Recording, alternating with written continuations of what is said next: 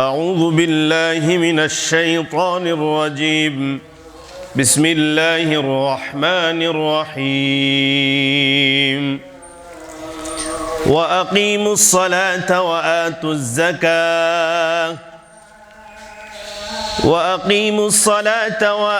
الزكاة وما تقدموا لأنفسكم من خير تجدوه عند الله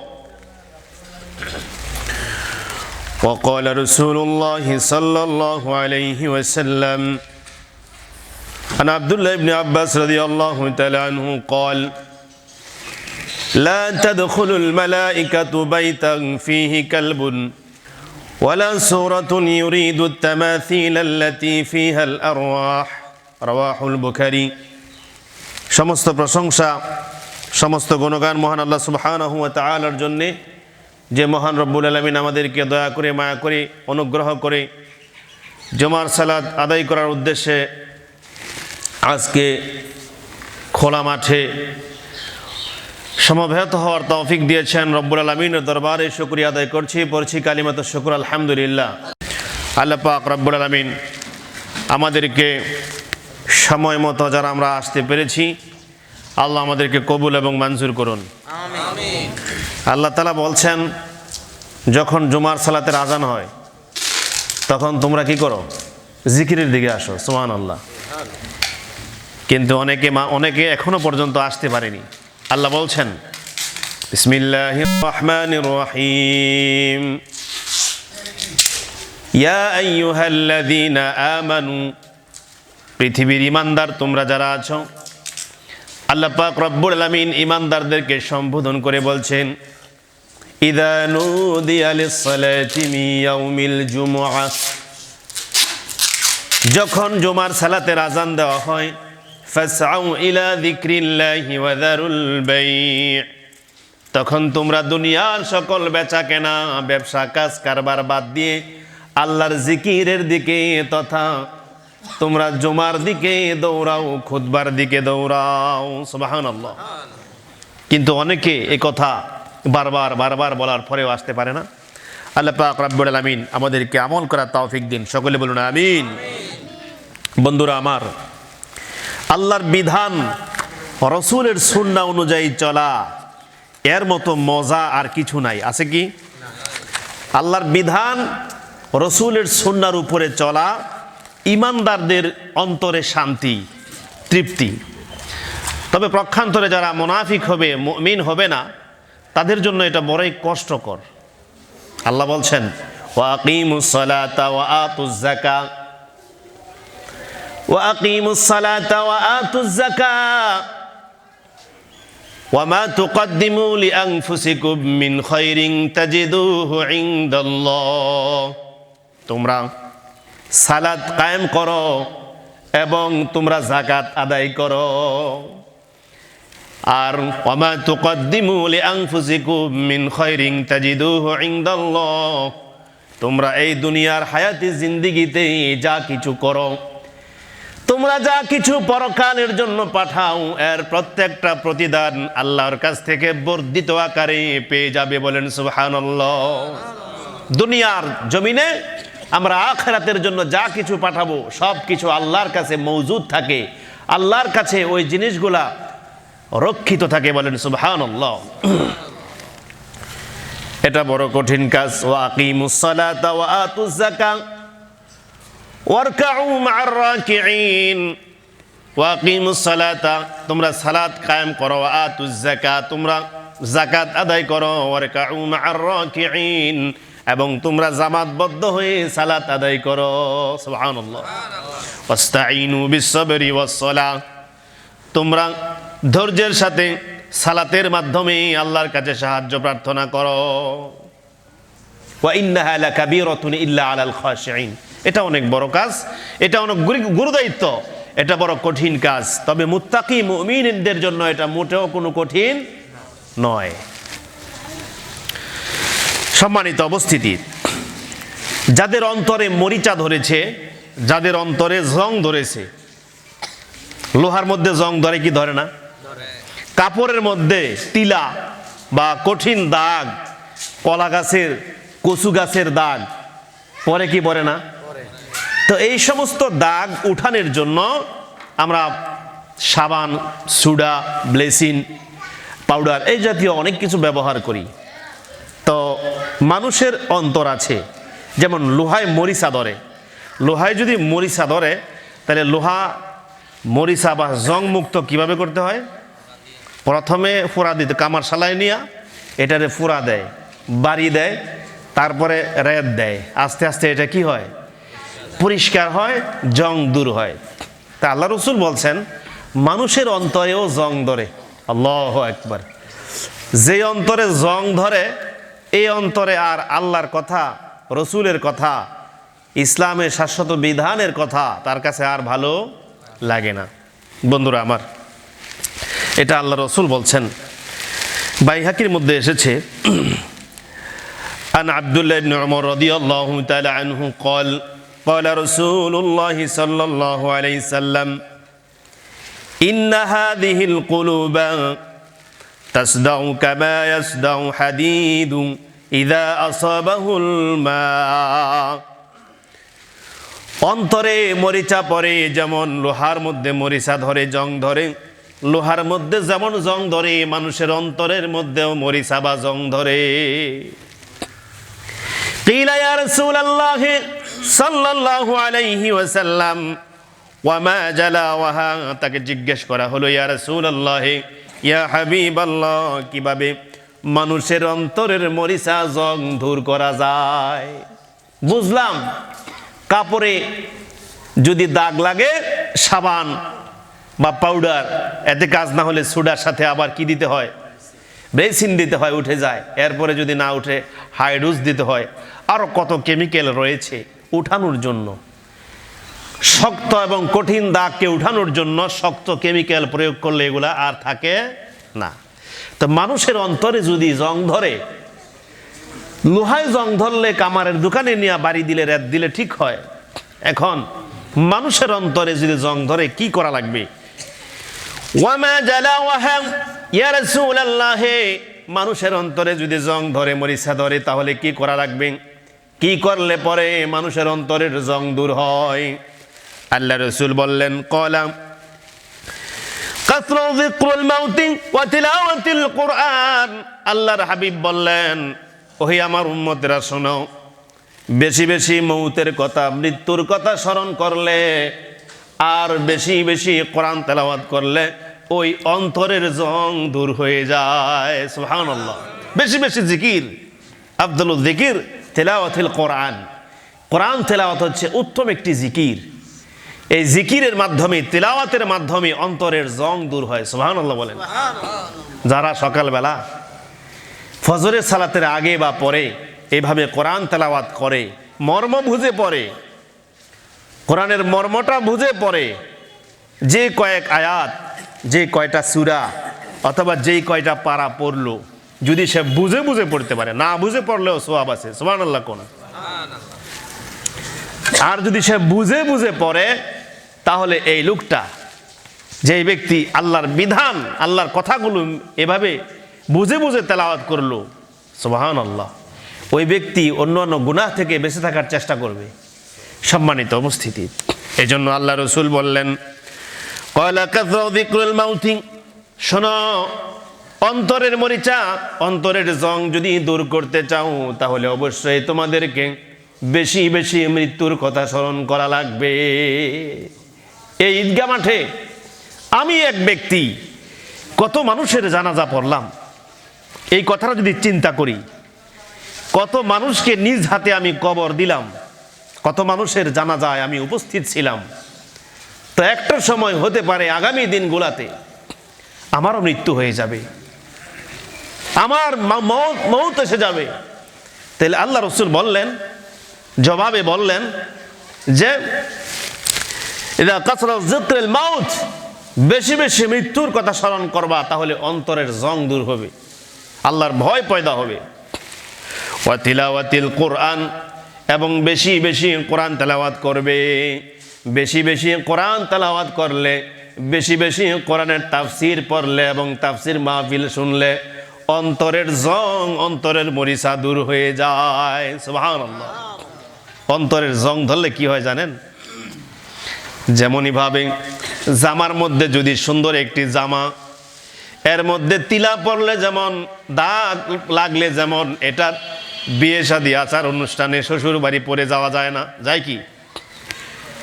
যেমনই ভাবে লোহার মধ্যে যদি জং ধরে, ওই দাগ খন্তি কোদাল কোঠার দিয়া যেমন কোনো কাজ করা যায় না, ঠিক তেমনি ভাবে যেই অন্তরের মধ্যে জং ধরে, ওই অন্তর দিয়া ভালো কোনো কাজ সম্ভব হয় না। এই জং যতক্ষণ পর্যন্ত দূর না হবে। এই জন্য কুরবানির আগে মানুষজন কি করে? ছুরিগুলা দাঁড়ায়। কারণ এই ছুরি দিয়া 5 লক্ষ টাকার গরু জবাই করা যাবে? যাবে না। তাহলে এটাকে ধার দিতে হবে। এই অন্তর নিয়া, কলুষিত হৃদয় নিয়া আল্লাহর রেজামন্দি হাসিল করতে পারবো না বিদায় আমাদেরকে এই অন্তরটা পরিচ্ছন্ন, পবিত্র এবং অন্তরটাকে আমাদেরকে পরিষ্কার রাখতে হবে। আর সেটা হচ্ছে কোরআন তেলাওয়াত এবং মৃত্যুর কথা স্মরণের মাধ্যমে আমাদের অন্তরের বা কলবের সে ময়লা, সে মরিচিকা দূর হবে। সুবহানাল্লাহ। সবাই আমার দিকে খেয়াল করেন। সম্মানিত উপস্থিতি, আল্লাহ রাসূল বললেন, ফাইন জাদাত ফাযালিকার রানুল্লাযী যাকারাহুল্লাহু ফি কিতাবিহি।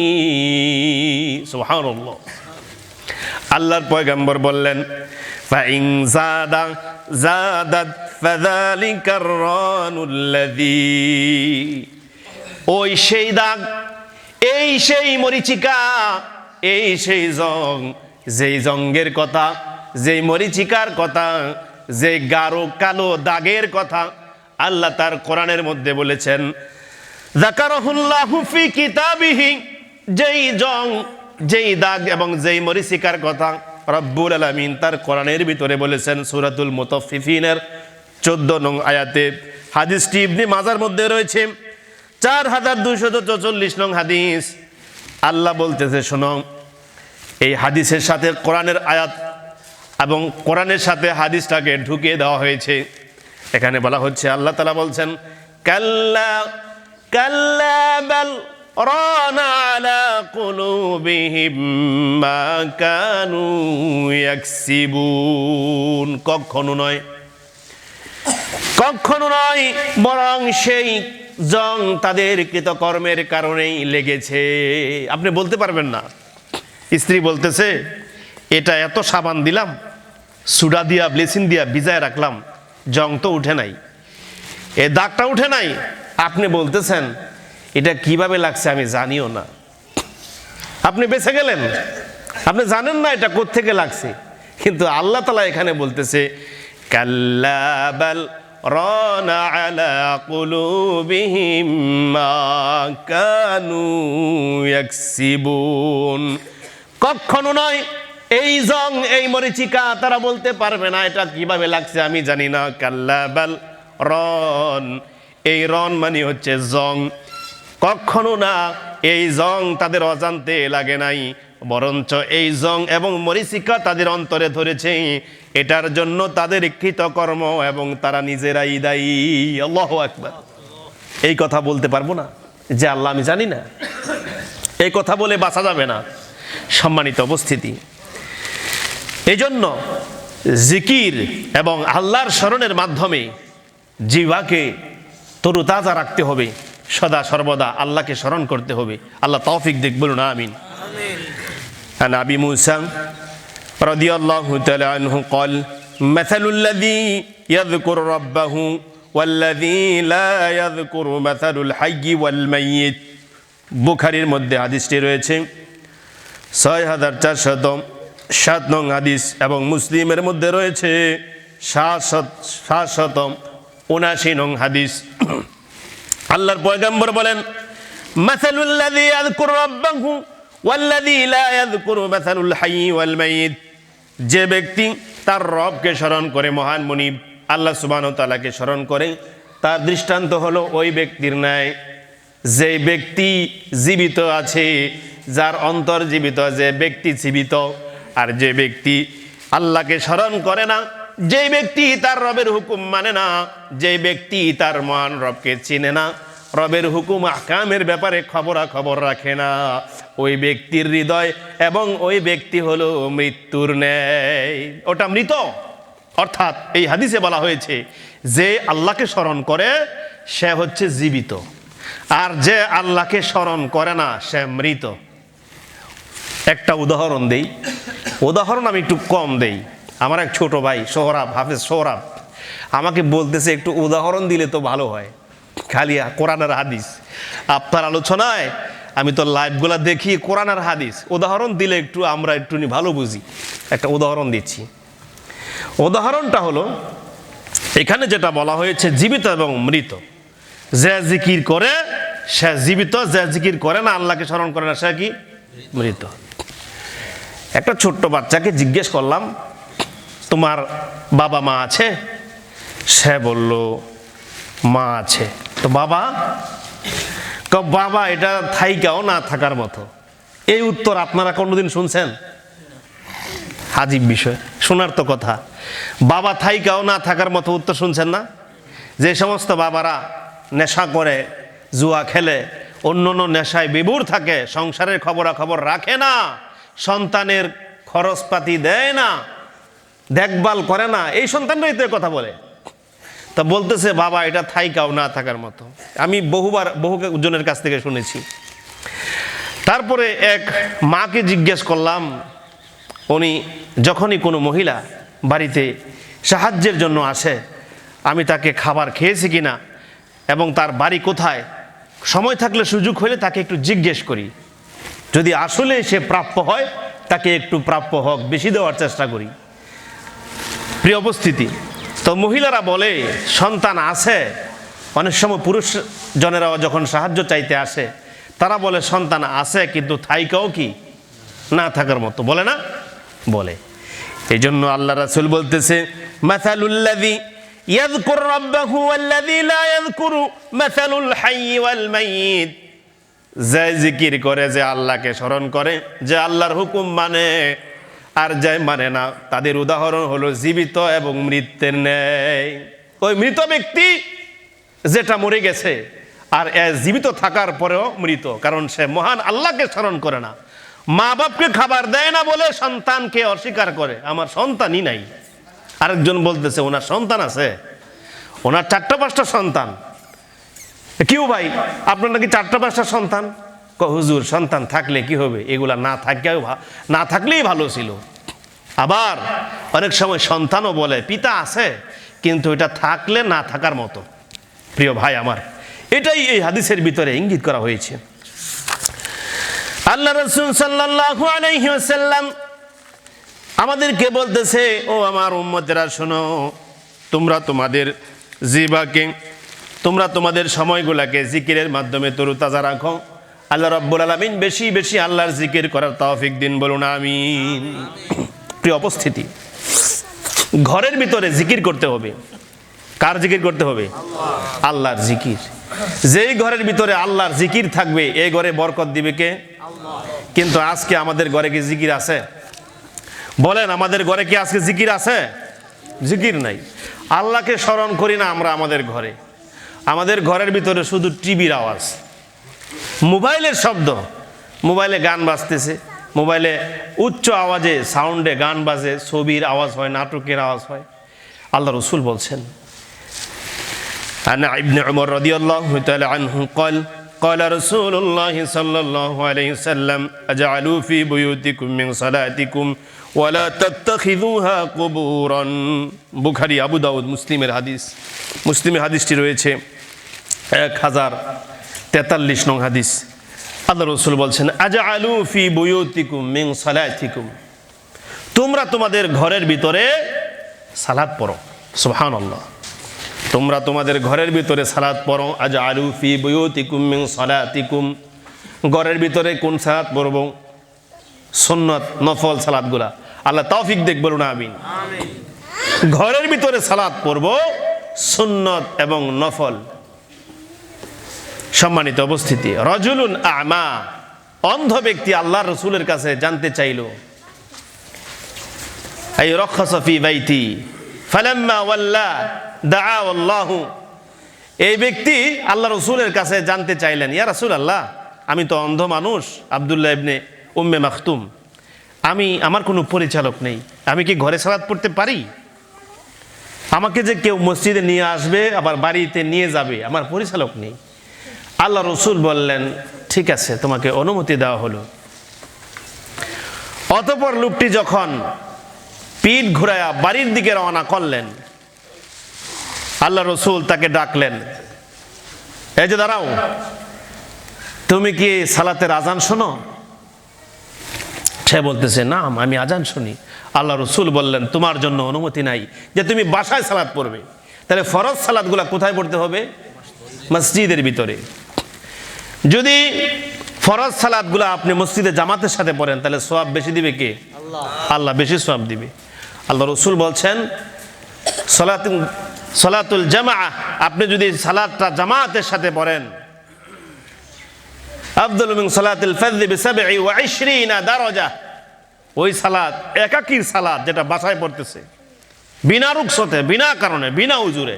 কিছু মানুষ দিনের পর দিন, ওয়াক্তের পর ওয়াক্ত এইভাবে ঘরের ভিতরে সালাত পড়তেছে, আছে নাকি নাই? আল্লাহ রসুল বলছেন, ঘরে একাকীর সালাত অপেক্ষা জামাতের সালাত 27 গুণ মর্যাদা বেশি। সুবহানাল্লাহ। আর হাদিসে 25 গুণ আসছে। তাহলে ঘরে পড়তে হবে ফরজ না নফল সুন্নত? নফল সুন্নত। আজআলু ফি বুয়ুতিকুম মিন সালাতিকুম, তোমরা তোমাদের কিছু সালাত গুলা ঘরের ভিতরে পড়বা, তাহলে ঘরের ভিতরে বরকত দিবে কে?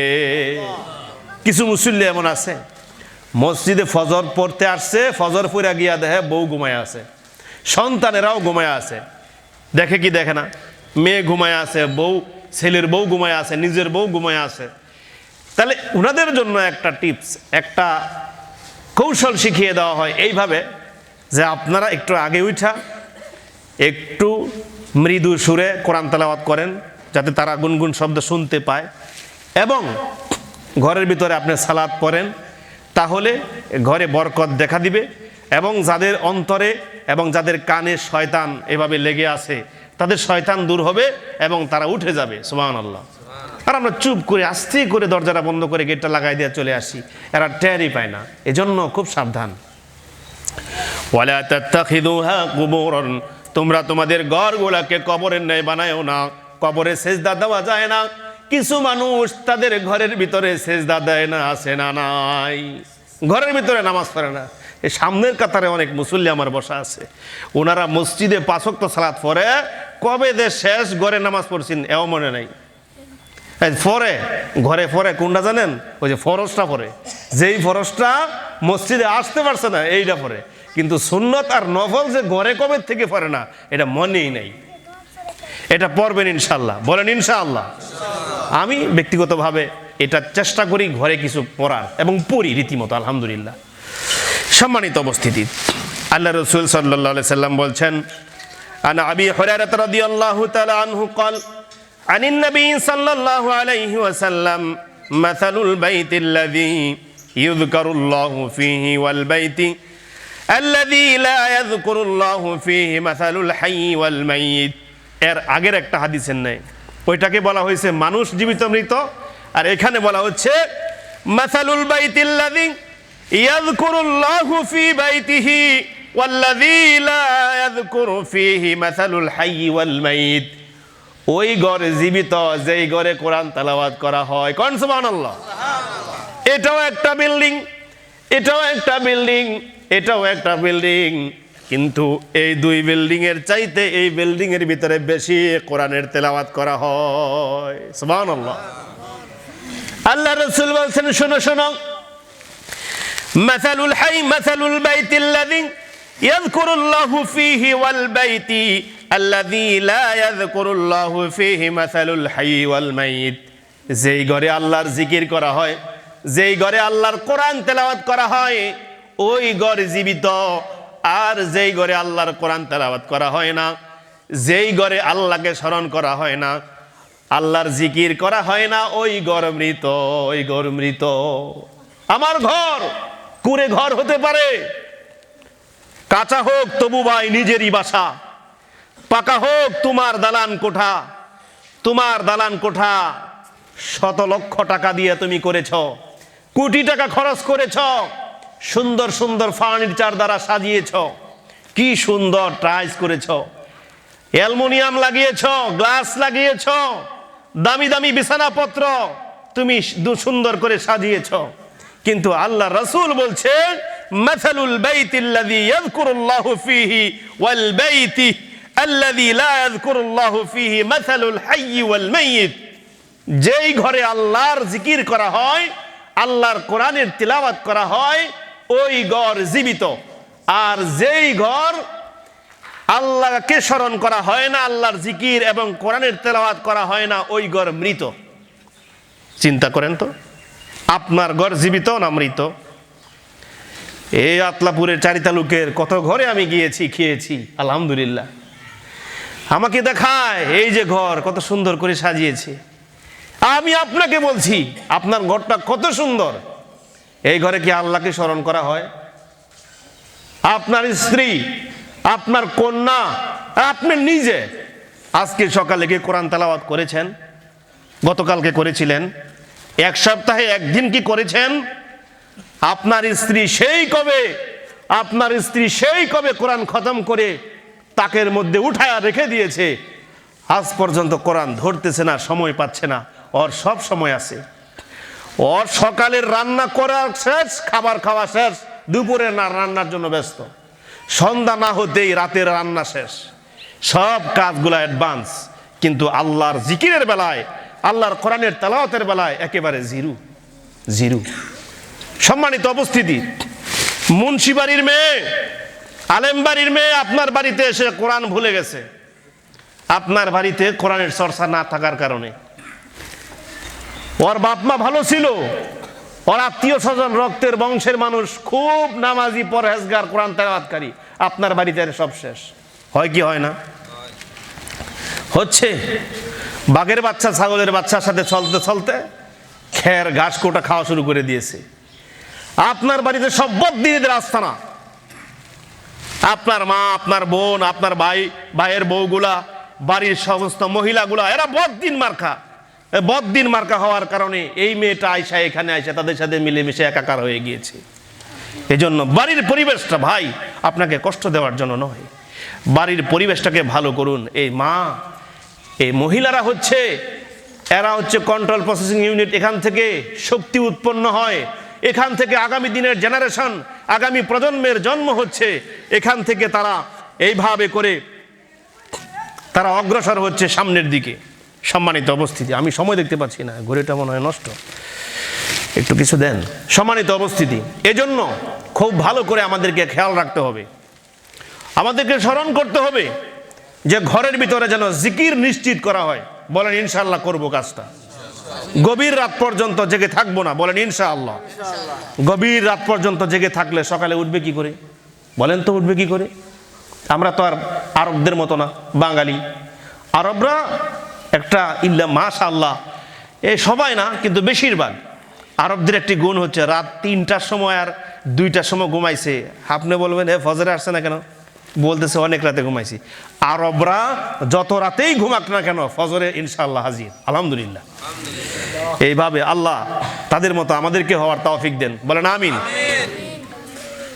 জিকির করতে হবে ঘরের ভিতরে, বেশি বেশি আল্লাহর স্মরণ করতে হবে, কোরআন তেলাওয়াত করতে হবে। রাজি আছেন ইনশাআল্লাহ? প্রত্যেকটা ঘরে কোরআনের জিকির হবে, তেলাওয়াত হবে, পারবো ইনশাআল্লাহ? আল্লাহ তৌফিক দেন, বলুন আমিন। আন আবি হুরায়রা রাদিয়াল্লাহু তাআলা আনহু قال قال رسول الله صلى الله عليه وسلم لا تجعلوا بيوتكم مقابر। আল্লাহ রাসূল সাল্লাল্লাহু আলাইহি সাল্লাম বলছেন, শোনো, লা তাজআলু বুয়ুতাকুম মাকাবিরা, তোমরা তোমাদের জিকিরের মাধ্যমে তোমরা স্মরণ করো আল্লাহ পাক রব্বুল আলামিনকে, বলেন সুবহানাল্লাহ। আল্লাহ রাসূল বলছেন লা তাজআলু বুয়ুতাকুম মাকাবিরা, তোমরা তোমাদের কলবকে, তোমরা তোমাদের বাড়িগুলাকে, তোমরা তোমাদের ঘরগুলাকে এইভাবে করে জিকিরের মাধ্যমে তরুতাজা রাখো, বলেন সুবহানাল্লাহ। এবং তোমরা তোমাদের বেশি বেশি সালাত ঘরের ভিতরে আদায় করবে, নফল সালাতগুলা, সুন্নত সালাতগুলা, বিথিরের সালাত, তাহাজ্জুদের সালাত, আওয়াবিন ইশরাকের এভাবে সালাতগুলা তোমরা বেশি বেশি ঘরের ভিতরে পড়বা। সুবহানাল্লাহ। ইন্নাশ শাইতানা ইয়ানকিরু মিনাল বাইতিল্লাযী তুকরাউ ফীহি সূরাতুল বাকারা। আল্লাহ রাসূল বলছেন, যেই ঘরে বা যেই বাড়িতে সূরাতুল বাকারা তেলাওয়াত করা হয় ওই ঘর থেকে শয়তান পালায়। সুবহানাল্লাহ। নতুন ঘর করে মিলাদ দেয়, নতুন ঘর করে হুজুর ডাকে, এইগুলা হাদিসে নাই। হানাফি মাযহাবের বড় প্রসিদ্ধ একজন আলেম জাস্টিস তাকি উসমানীর পিতা মুফতি শফি রাহিমাহুল্লাহ, উনি ওনার তাফসিরের কিতাব তাফসিরুল মাআরিফুল কোরআনের 45 নং পৃষ্ঠায় লিখেছেন, এই জাতীয় অনুষ্ঠান ইসলামে নিষিদ্ধ ও হারাম। সুবহানাল্লাহ। তাহলে ঘর করে আপনি সূরাতুল বাকারা, সূরা আলে ইমরান এগুলো তেলাওয়াত করবেন ইনশাআল্লাহ। বলেন ইনশাআল্লাহ। যে ঘরে আপনি ভয় পাচ্ছেন তো, যেখানে ঘর হচ্ছে এখানে গর্ত ছিল, এখানে দিনের বেলা মানুষ যেতে পারতো না, ভয় পাইতো, এখন রাতের বেলা থাকবেন কি করে বউ বাচ্চা নিয়া? ভয় আছে না নাই? এই জন্যই তো হুজুর নিয়া। হুজুর নেওয়া লাগবে না, আপনাকে শিখিয়ে দিয়েছি। হুজুর আপনি যেটা দিছেন আমল তো ঠিক আছে, কিন্তু কোরআন তো আমরা কেউ পড়তে পারি না।